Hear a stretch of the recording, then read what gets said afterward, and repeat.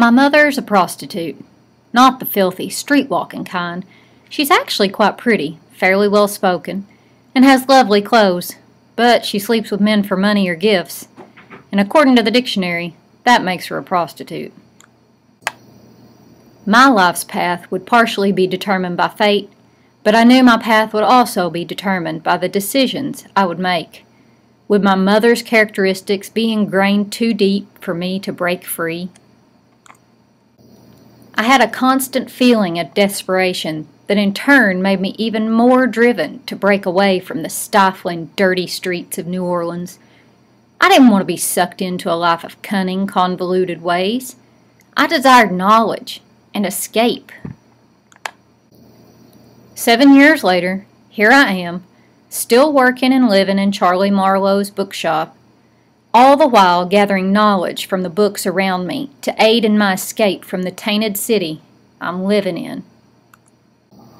Why am I so desperate and driven to leave this depraved town? Well, in the wise words of my friend Cokie, they call this place the Big Easy. And shoot, ain't nothing easy about it. And Cokie was right.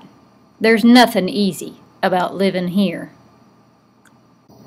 I'm not sure I ever believed I'd actually be able to escape until I met a man named Forrest Hearn in the bookshop one day. While discussing books, Mr. Hearn had this parting thought from Charles Dickens' novel David Copperfield. Decisions, they shape our destiny. His quoting of that line dug its way deep in my heart and gave me hope.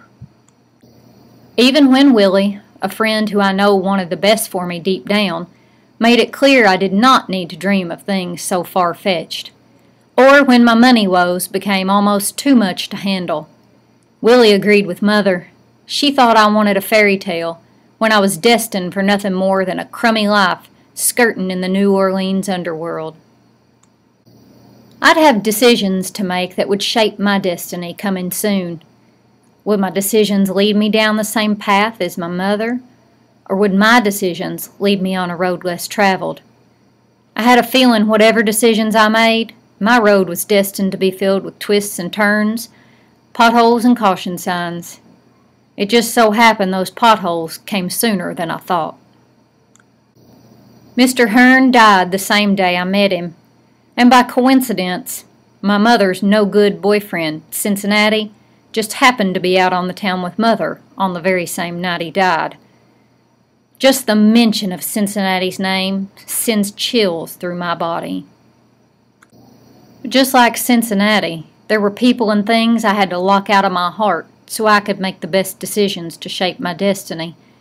I couldn't let the love I had for Cokie, Willie, Charlie, and Patrick Marlowe cloud my decisions and desires. I had to block out caring that my mother was ditching me once again to run off to Hollywood with Cincinnati.